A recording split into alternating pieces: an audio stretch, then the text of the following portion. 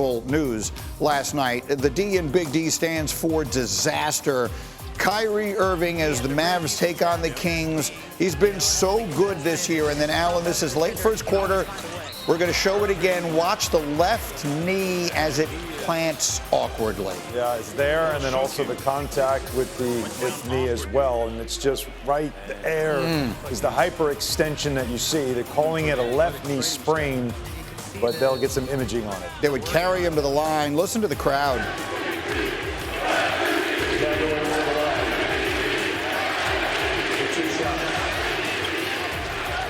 All right, great support there from the fans, and he deserves that for the way he's been playing. And you see the tears streaming down his face as he knows just how bad this is. Amazingly, he makes both foul shots, and then he is helped off the court by AD.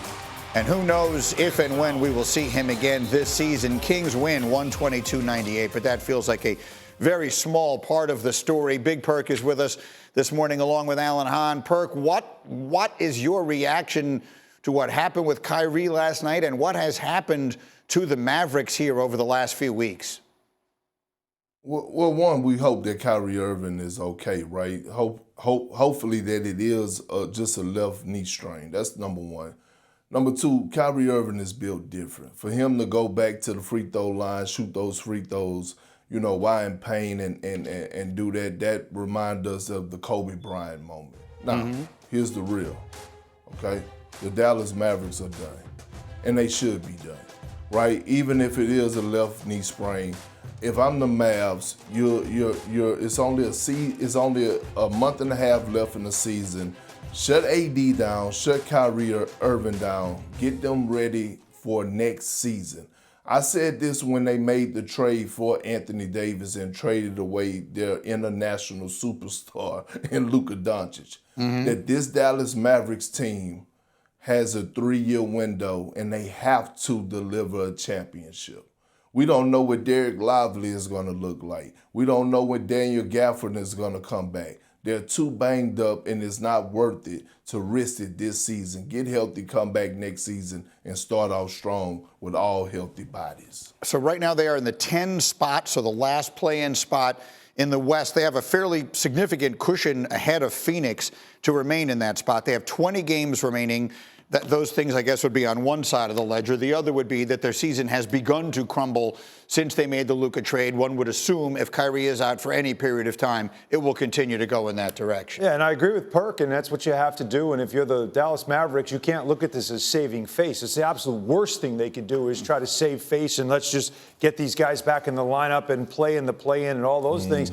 Perhaps the right thing to do. And again, you got to see the extent of the injury. There's no question about that. After the imaging comes through, you'll get an idea of how long Kyrie Irving will be out. But if it's something significant, the obvious thing to do is tell Anthony Davis, okay, just get yourself right.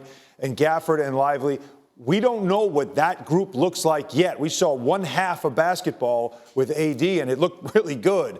They can go into next season feeling good about what they can be at full health. But this season does feel like a loss right now.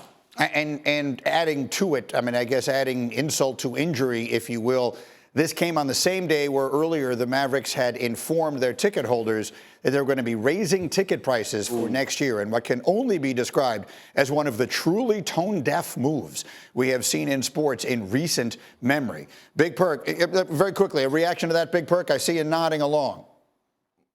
Yeah, I mean, look, new ownership, and like my grandma used to say, God bless their heart. They don't know no better, baby. You know, they need some guidance. They need some guidance, man. Seriously, and look, this is a learning experience for a new owner, right? Like they're learning on the fly. Right now, you have a fan base that is still extremely pissed off at the Dallas Mavericks organization right now, and some of them have the right to, especially watching Luka and what he's doing with the Lakers and LeBron James sitting at the number 2 spot. Again, the Dallas Mavericks have to regroup, have a coming to Jesus meeting, get all their ducks in a row. But they are on the clock for the next 2 to 3 seasons. They have to deliver a championship. No ifs, ands, buts about it.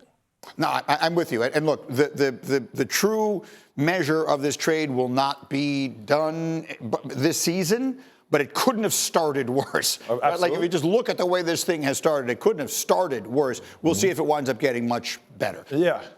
All I can say is remember the curse of the Bambino. When they traded Babe Ruth, they didn't win a World Series for 100 years. You don't want that to be the same story in Dallas. I wanna try to boast at what I look like. Think I'm gonna try to wear, pull up long range. Jimmy with the heat, I'm on fire. It's NBA, I'm here,